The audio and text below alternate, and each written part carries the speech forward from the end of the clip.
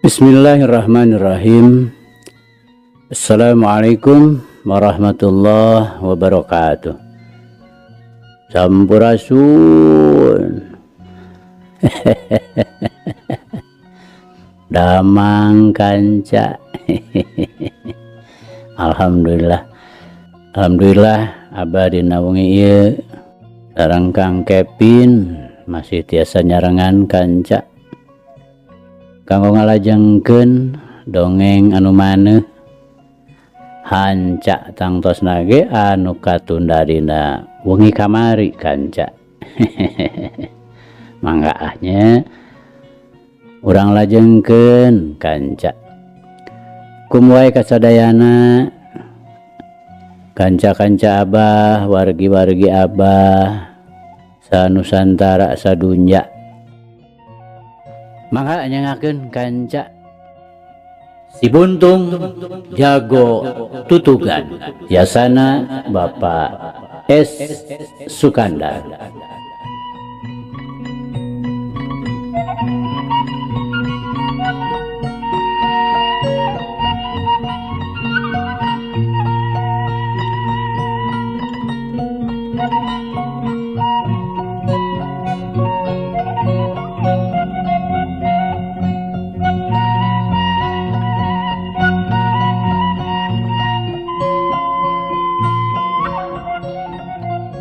Kamari teh kanca parantos dugi ka bus ka jalan Torobosan anu brasna ka jalan nu kacisaat beh ditueun lemur batu gede. Susuganan we kawenehan Pasarandog jeung si Jakalara. Tapi da puguh karna mah sabaturna harita teh tacan ingkah ti daerah Gunung Kancing. Mesing hantam di Kulibek oge moal bisa kapanggih. Duit kadinya nya kanca. Mangga. Urang lajengkeun.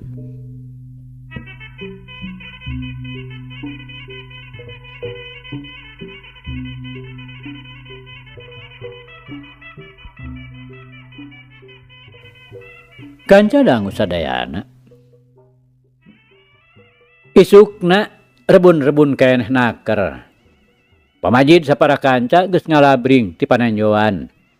Si Ruyuk mah teu dibawa. Disore keneh oge geus dikurungan. Bisi matak ngaributkeun kanu arek didatangan. Bakuna mah bisi ngagareuwahkeun hayam-hayam. Mangga-mangga ditambak baya mah es tuning rendang pisan hayam teh. Teu sirikna unggal suhunan kudu we miboga aya 2-3. Datangna ka Kadungora nyamper heula ka Madtasim. Jadinya terus banglas ka Jangkurang. Maju ka Tambak Baya. Jalan teh beuki nanjak. Ku kitu teh mah nanjak ka luhur pasir anu aya di suku gunung. Kabeh oge teu aya nu teu ting raregeh. Anjog ka hareupeun imahna Aki Musani. Kasampak teh panto imahna nutup. Ciciren nu bogana keur eueuh di imah. Andi mah geus teg we yen Aki Musani teh tangtu keur ngalah suluh.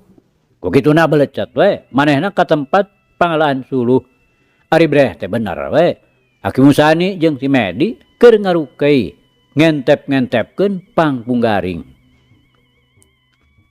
Alah, Kang Andi Aki. Medi pangheulana awas ngagero ngabejaan Aki Musani. Alah. Nya we. Tangginas geuning jalu. Aki Musani bari mari ka Andi anu ngarong heap. Semuhun Aki. Andi bari nyolongkrong munjungan. Dah mang Aki. Cager jalu. Aki Musani bari ngusapan sirah Andi. Sawangsulna jalu. Teu kurang naon-naon. Berkah Aki waktos ieu mah aya hibar pangdoa. Syukur.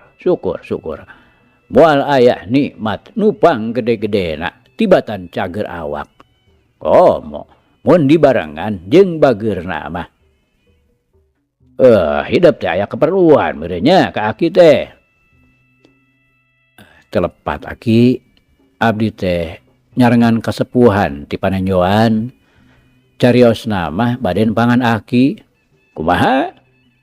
Aya nu rek manggihan Aki. Eh, cuam cai meureun maneh mah nya. Yen tepung jeung aki di dieu. Aki Musani nanyana kawas nu kurang senang. Ah, teu pisan-pisan aki. Mung haur koneng nu jantan margina mah. Ai. Nah kumaha kitu. Aki Musani ngadadak ngariuk kaget. Sumun eta aki kaleresan aya jalmi duaan. Ningali haur koneng pasihan ti aki. Aranjeunna teras we naroskeun aki. Saurna teh, di mana linggihna ayeuna? Sahanya. Aki Musani ka tembongna beuki kaget. Aki Mardaka sareng Aki Majid, saha? Mardaka. Aki Musani ayeuna mah bari jeung siga nu ngaranjug sagala. Sumuhun. Anjeunna linggihna teh di Tamulun. Cenah di Panenjoan. Rakana nu di Panenjoan mah aki. Eta wawuh kitu jeung hideep. Nya kan tenan we aki.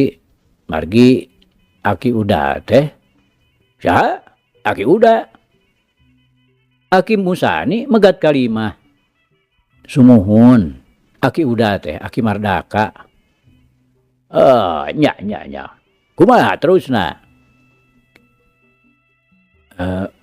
Margi Aki Uda teh guru abdi aki. Satu acana abdi diwejang ku aki di dieu.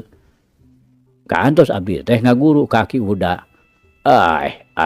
Kutan. Ari eta Ajid. Ajid teh saha? Cariosna mati Cicapar.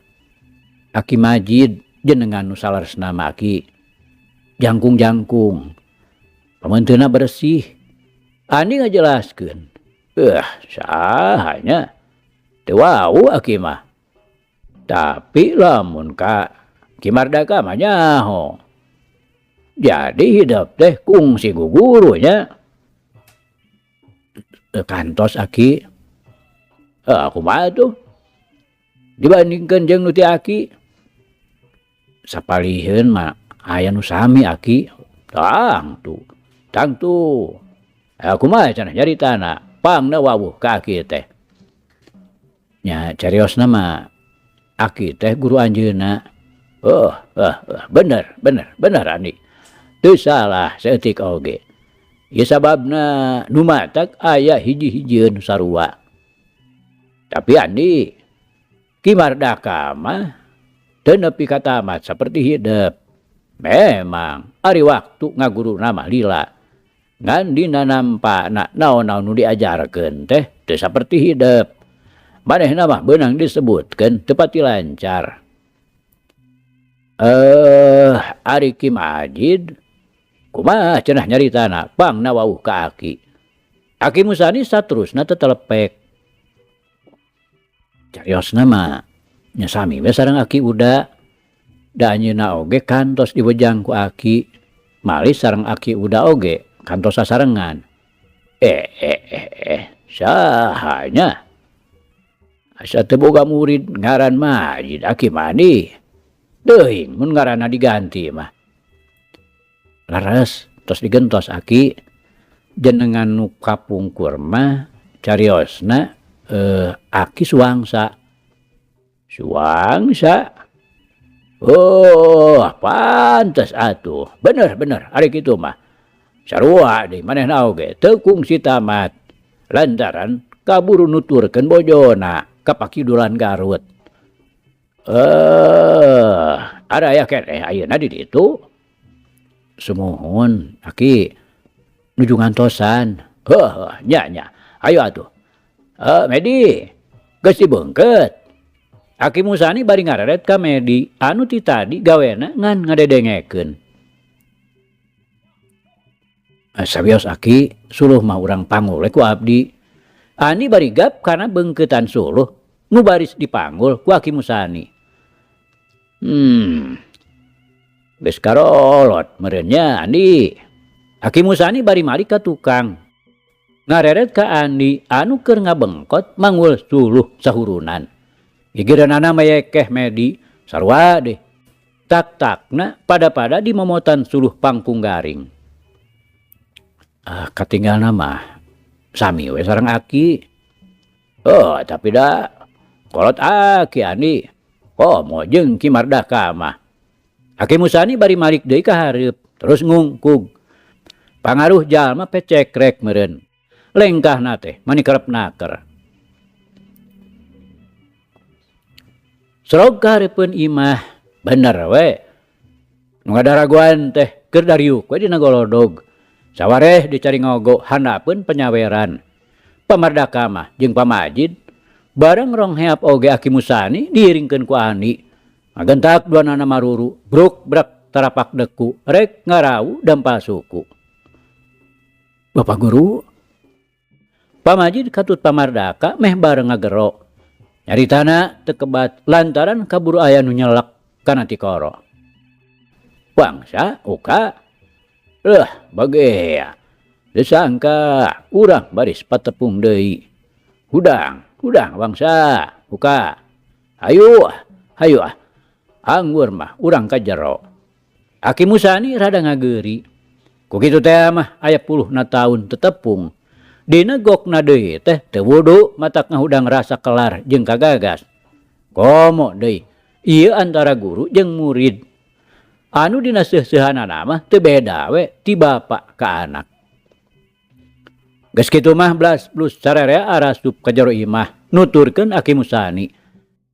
Sedeng Andi jeung Medi mah terus we kapipir neundeun heula suluh. Bos Andi ka jero nyampeurkeun nu geus pada hempak dina samak.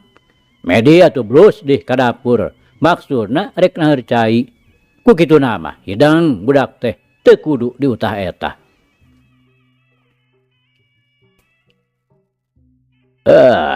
Lain. Nah, kiwangsa teh ayeuna ngumbara di bawahan Garut. Aki Musani bari ngareret ka Pamajid. Sumohon Pak Guru. Laresna mah di Cicapar, tonggoheun nang Kapait. Giring sareng ieu abahna Jangjana. Pamajid bari ngareret ka Wijana. Anu diukna meneko ngarendeng jeung Widarma. Gigireunana Andi. Tiluan ngarendeng teu jauh. Nya. Hajeng bojo deui di Cicapar teh. Nu mawi Pak Guru.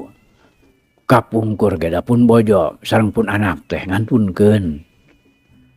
Tah harita abdi teh kantos nepangan ka panglinggihan Pak Guru. Namun datos teu aya. Naroskeun teu aya nu uninga.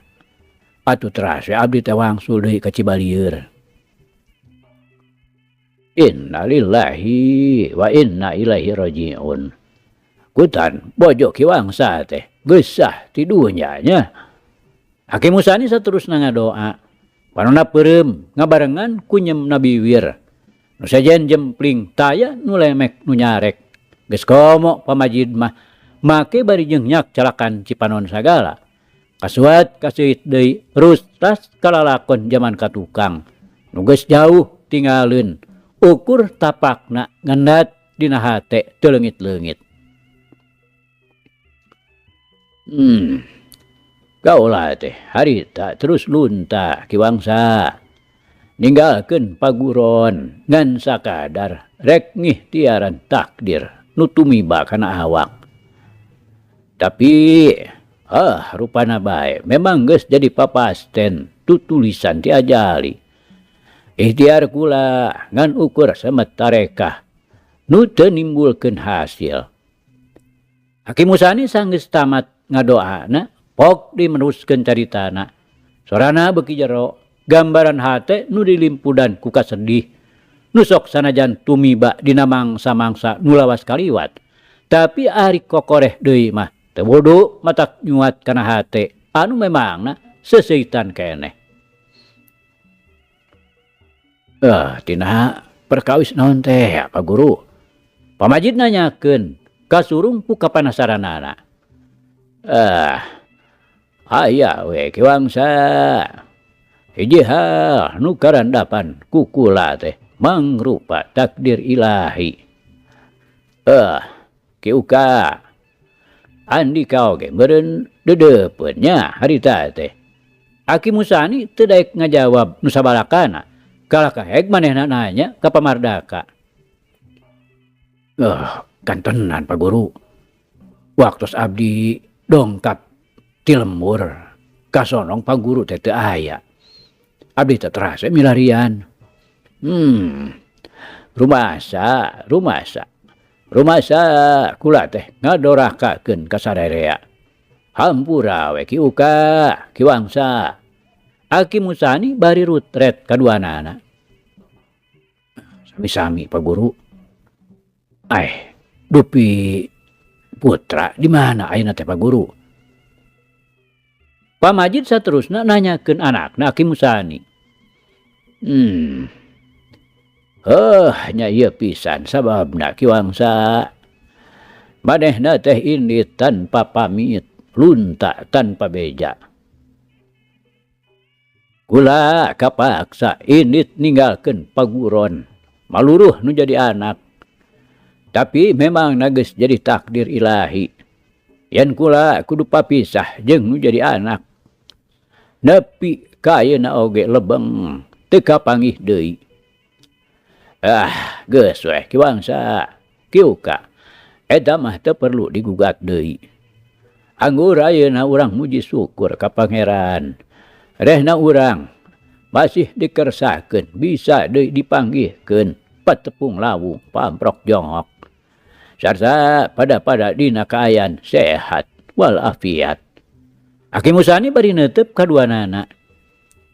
Geus dikitukeun mah. Boh Pamajid, boh Pamardaka. Itu ieu teu daek deui nyabit-nyabit anakna nu terus musna. Sanajan dari masing-masing hatena mah pada teu ngarti nah naon sababna. Ongkoh deui ku tepungna jeung nu jadi guru teh lain deui nimbulkeun kasono. Dina ngebrehkeunana teh geus matak mopohokeun kana sagala-galana. Anu saterusna dina ngobrolna teh teu kurang-kurang uplekna. Ngan Ki Jantra, Mad Tasim, Wijana, Katutui Dharma. Lolobana mah ngan saukur ngadengekeun. Geus bogoh Andi mah teu pipilueun. Lantaran tadi oge terus we manehna mah ka dapur rek ngabantuan Medi anu keur kerah-kerih nyadiakeun susuguh. Kira-kira panon poe geus lingsir ngulon. Kakara sararea amitan. Nupikeun Pamajid katut Pamardaka. Sanyana mah kacida ngarasa beratna rek baralik teh. Tapi kitu deui, duanana janji yen pasti bakal ngalongokan ka Tamak Baya. Andi jeung Ki Jantra mah teu milu mulang. Lantaran Andi dicandet ku Aki Musani. Maranehanana ukur ngalanteurkeun we nepi ka jang kurang. Sarta janji yen engke bakal ngahaja nepungan. Boh Andi ka Cigasti atawa Wijana ka Panenjoan. Nyaeta deuk digawe babarengan pikeun maluruh si Jakalara Katut Bahrowi. Lian ti eta apan Wijana mah aya maksudna nu mandiri nyaeta rek neangan karna. Nu matak manehna Katut Widarma rek terus ngendek di Cigasti. Ngan Pamajid tangtu manehna mah pulang anting ka Cicapar. Tempo-tempo tangtu ngadatangan Tambak Baya pikeun nepungan Aki Musani.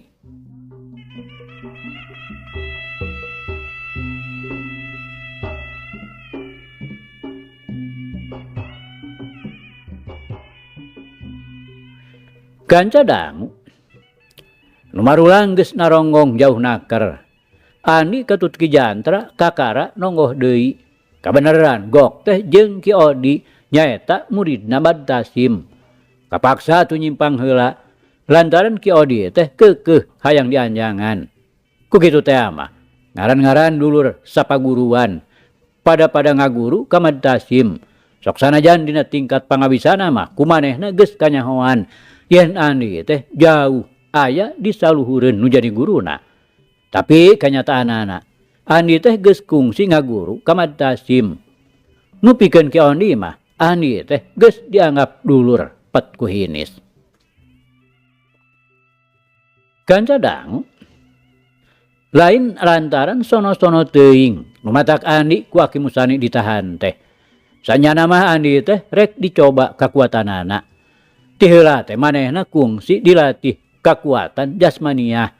Nyaeta secara lambat laun badana pang-pang nama leungeun jeung sukuna digemleng supaya kuat ku paneungeul.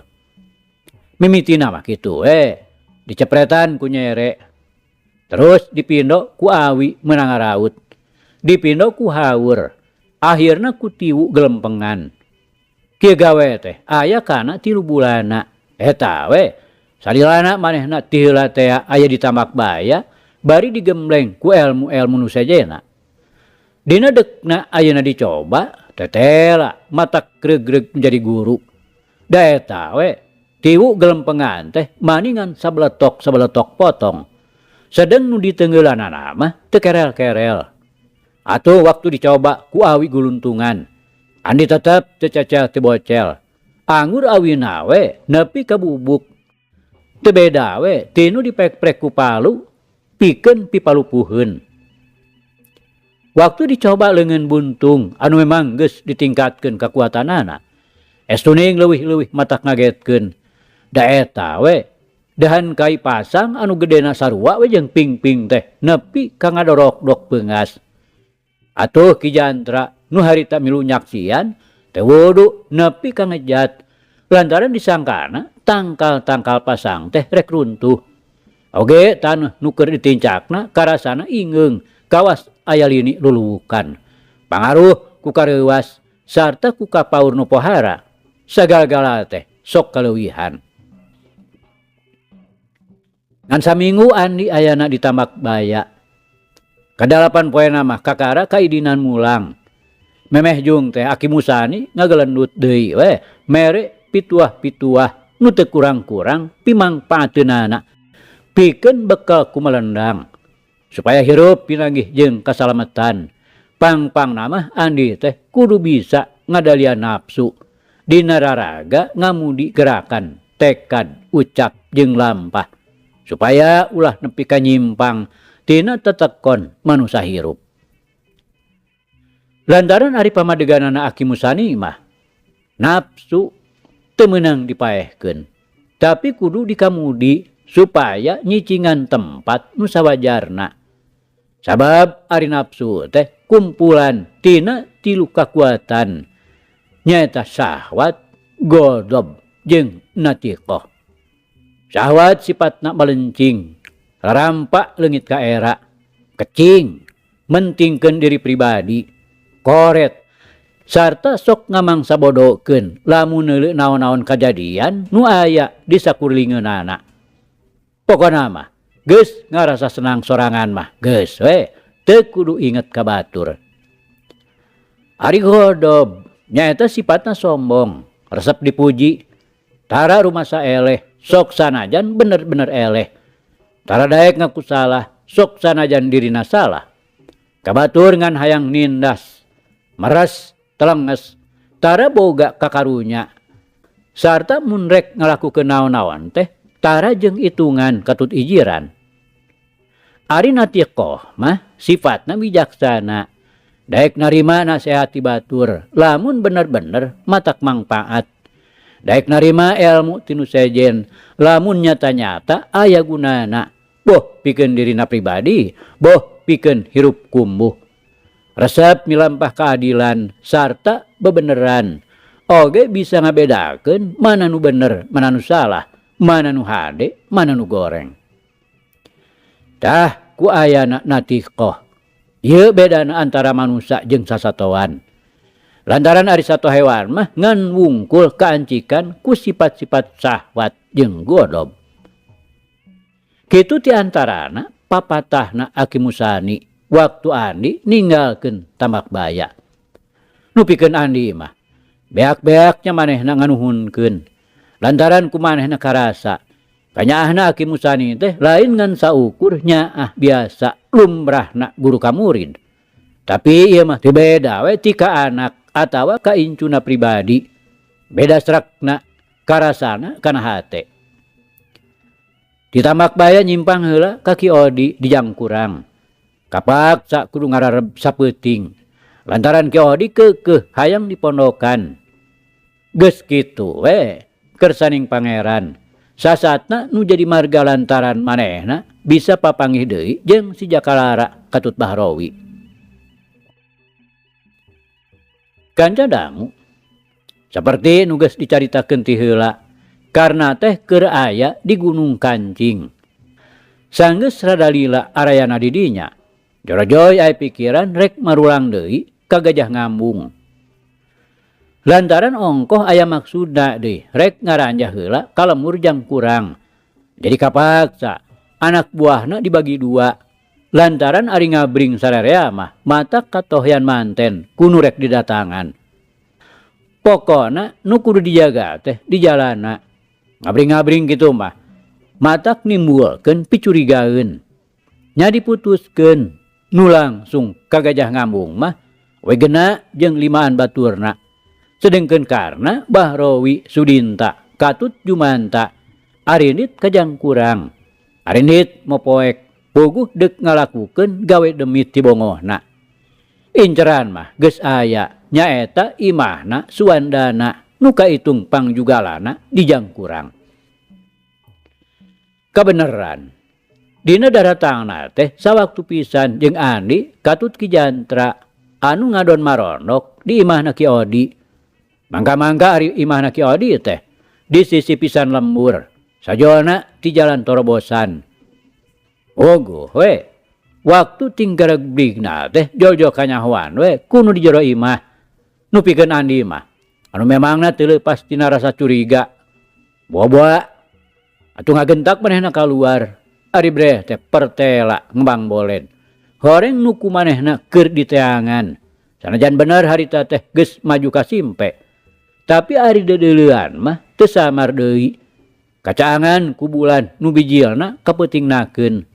Komo kakarna mah geus moal pangling deui lantaran dina dadana nyeplok gambar lancah maung. Kebeneran Jaka. Andika teh keur neangan kaula. Andi bari ngajorelat luncat ngahadang jajalaneun. Nya kitu deui Ki Jantra Katut Ki Odi lungjleng kagigireun Andi.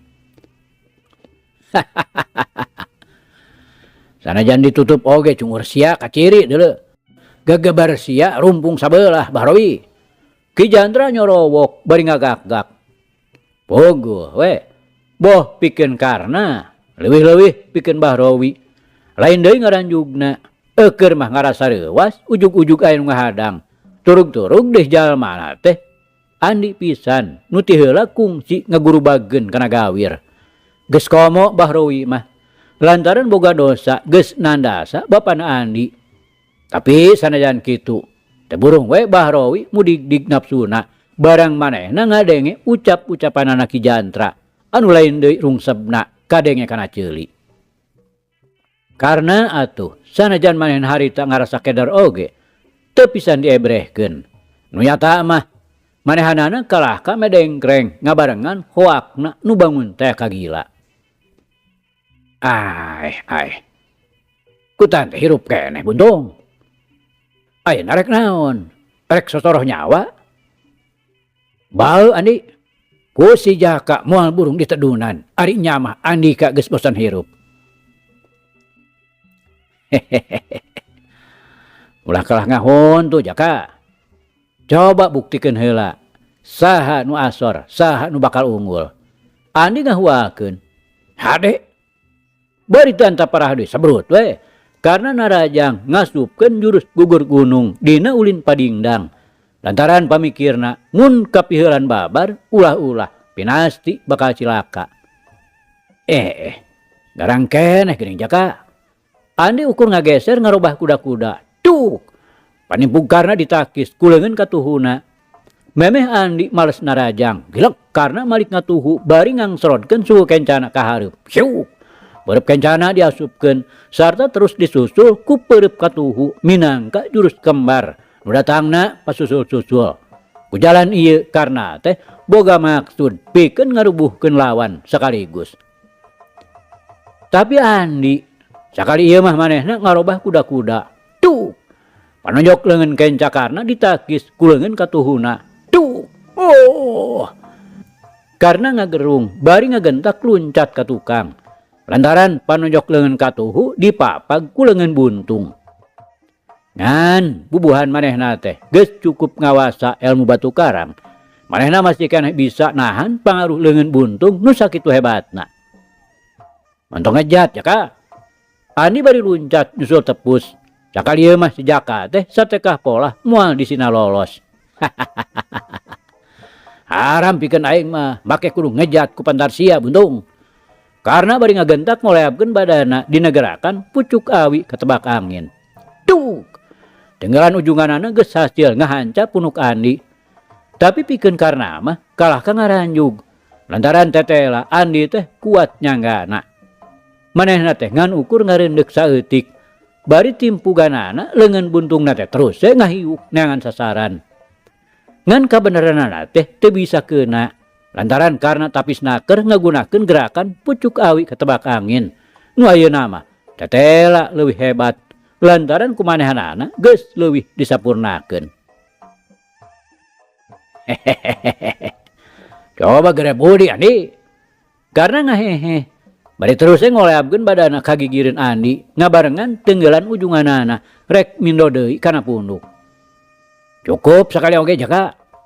Andi bari ngagentak ngawangun gerakan jukut riut. Nu pikeun karna mah geus matak ngaranjuk deui bae. Lantaran punduk nu geus nyantong teh tetela hese digempurna. Dihanca deui tetep ngeplos. Sedeng anggangna tina paneunggel teh ngan ukur sapanjangna kuku. Tapi sanajan kitu, ieu geus ngajadikeun tenggelan karna kalah ka huak hiuk we. Huak hiuk teu puguh. Badan Andi nu deuk dihanca teh bener-bener kawas nu ngariut. Ngabarengan gerak tenggelan nu jadi lawana. Ulah kalah kajoget ya ka. Andi bari ngajorelet ngabarengan gerakan walang sungsang. Suka tuh geus teu bisa disingkahan deui. Ngecebrod nejeh kana kekemplongna. Anu tumrapna ka karna daek teu daek kapaksa manehna kudu ngajongkeng. Tapi kuat namah tetela matak helok. Manehna kalah ka ngajareg-jeg hudang deui. Sanajan ari pangaruhna mah lain deui hebatna karasana. Puguh gerakan walang sungsang teh lain tejeh samanea. Cacakan lamun tumrapna lain ka karna mah piraku teu ngadadak tutung badana. Di sajen pihak kanca nyaeta Jumanta keur patutunggalan jeung Ki Odi. Duanana geus ting hariuk ngagunakeun bedog. Tapi tetela Jumanta aya di sahandapeunana Ki Odi tingkat pangabisana teh. Da eta mun kurang-kurang tapisna ngalakukeun gerakan mundur. Geus hanteu manehna teh ti tadi oge bisa-bisa kacolongan nyawana. Lantaran gerakan bedog Ki Odi nyaeta dina gerakan turih wajid pangleler tinu jadi guru. Sanajan bener teu sakumaha hebatna digerakkeun ku Ki Odi. Tapi pikeun Jumanta mah lain deui matak paurna. Manehna kudu tiba baranti ngejat ka tukang pikeun nyalametkeun dirina. Pihak Ki Jantra nu keur disangareupan ku Bahrowi katut ku Sudinta. Sanajan bener manehna nu dihurup, tapi saeutik oge teu pisan seber. Malah dina narajangna teh Bahrowi geus saperti bagong bayangan. Eukeur mah geus aya pasal ti ditu mula. Durug-durug ngarasa gemes. Dumeh ti tadi dipoyokan rumpung ceuli. Tapi Ki Jantra nu memang gerakanna geus mantap. Kurang-kurang cingceung nu jadi lawan mah hanteu. Duanana pasti bakal kalengitan sirahna dihakan ku bedogna Ki Jantra. Anu subat-sabatna es tuning matak paur. Kalebat. Bedog kasiraran ku cahaya bulan. Lain deui matak nyeblakna kana hate nu borangan. Hiu. Bedog Bahrowi ukur karasa anggina. Tapi ku Ki Jantra geus bisa kajudi ti mana jolna. Kalebat deh bedog Sudinta jolna ti hareup nyuruntul rek ngahanca sirah. Ki Jantra teu gugup. Manehna ngagentak ngagilek ngenca bari ngabarengan sukatuhuna ngangsrod ka hareup. Seolah-olah nu rek ngadeukeutan Bahrowi nu aya di katuhuan Sudinta. Hiu. Hiu. Bedogna diheumbatkeun ka katuhu. Bari dibarengan ku suku katuhu ngajengkat ke belah katuhu sajalan jeung gerakan bedogna. Trang, trang. Dua bedog sekaligus beunang ditakis. Geus kitu, kulawit deui. Bedog disabatkeun ka belah kenca ngabarengan pindahna suku katuhu ka belah kenca. Ki Jandra teh sakali ieu mah ngagunakeun gerakan cacar bolang menang mulungan ti Andi. Nu tumrapna ka Bahrawi katut ka Sudinta. Lain deui ting raranjungna lantaran jelas beuteungna rek dibeset. Begituna kagentak duanana ngajaul ka tukang. Mun Bahrawi mah salamet beuteungna tekung si kabeunangan. Tapi Sudinta gerakanana leuir teuing. Manehna teu burung kulit beuteungna beunang katodel ku congo bedog. Sanajan teu nepi ka budal badil si beuteungna. Lantaran ngan ukur kasabet kulitna. Tapi teu burung we. Sudinta teh mani ngowowong bari nungkup beuteung. Beureum bisi enya pejitna ngaburusut kaluar. Karena nu ayeuna geus tandang deui, tetalang ke sebrut we manehna narajang dina gerakan badak Cihea. Ani ngagentak ngawangun gerakan Juku Triut. Plos. Badak nubruk angin sarta culana oge plus teu bisa keuna sasaran. Yuk. Tenggelan kedet Andi dina ulin madi deuk ngahancap punuk badak. Tapi karena rikat ngagilek bari nakis ku leungeunna. Des. Dua kekuatan diadu. Yuk. Dengan buntung nyuruntul deuk notog dada. Karena kegentak ngenca bari narik suku kencana ke tukang. Des. Leungeun buntung dihancap ku tenggelan. Andi ngajorelat nguihkeun badana bari ngangsrodkeun suku katuhuna ka hareup. Sebrut we. Ngasupkeun peureup katuhuna. Tapi karena rikat ngelapkeun badana dina gerakan sero nyusup terus ngajorelat ka gigireun Andi bari nejehkeun sukuna. Andi ngagentak ngagunakeun gerakan malung putung. Mangka-mangka nu dihantamkeunana teh leungeun buntungna. Nu teu mis deui kana ngapeletuk kana muncanganana. Nu tumrapna kakarna kontan ngagoak nahan ka nyeri anu pohara. Ngan nya eta manehna teh kusabab ngamilik daya kekuatan anu pohara. Manehna ngan ukur engke-engkean. Ayo, gerak keterukeun pangawasa teh jaka. Andi bari ngajega. Manehna teu terus narajang, hayang nyaho heula kumaha karepna nu jadi lawan. Alah. Ulah waka gede hati Andi. Geura lawan heula ieu, bedog kaula. Karena bari seret we mesat bedogna. Hade jaka. Tapi lantaran kaula mah teu ngabogaan bedog, rek dilawan ku ieu we lah. Andi bari nyabut haur konengna anu diselapkeun dina tonggongna. Ulah waka ngeunah seuri buntung. Kadiekeun tah, regang urang cacag pikeun tot alewotan. Karena ketakna nguanaker. Pamikirna naon kakuatanna haur koneng. Disabet ku bedog mah piraku teu sasimpreng. Nyaritana kitu teh bari sebrut we karena narajang ngagunakeun gerakan lancah maung. Andi ngarasa kaget oge. Lantaran gerakan bedog lawan teh sarimbag jeung gerakan ruyung kawung anu digunakeun ku Wijana. Tapi lantaran gerakan bedog karna teh lain lalawarakeun hebatna. Malah leuwih-leuwih ieu mah mun dibandingkeun jeung gerakan ruyung kawung Wijana harita. Begituna Andi teu panjang mikir deui. Ngagentak manehna luncat ka gigir bari nyamberkeun haur konengna. Derak-dek. Haur koneng dihakan bedog sarta akibatna teu kira-kira hebatna. Mun gerakan bedog karna ngadadak muihna lalaunan lantaran gerakan ngadadak seuseut. Badan Andi mah nepi ka ngageter nahan haur konengna nu teu beda we tinu diasupkeun kana jari-jari seseukeut bedog. Tapi ari haur konengna mah tetela teu cecel teu bocel.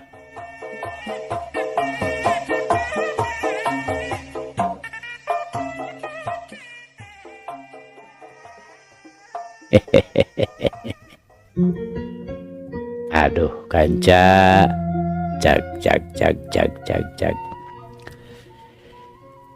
Ieu carita urang pungkas heula kanca nya.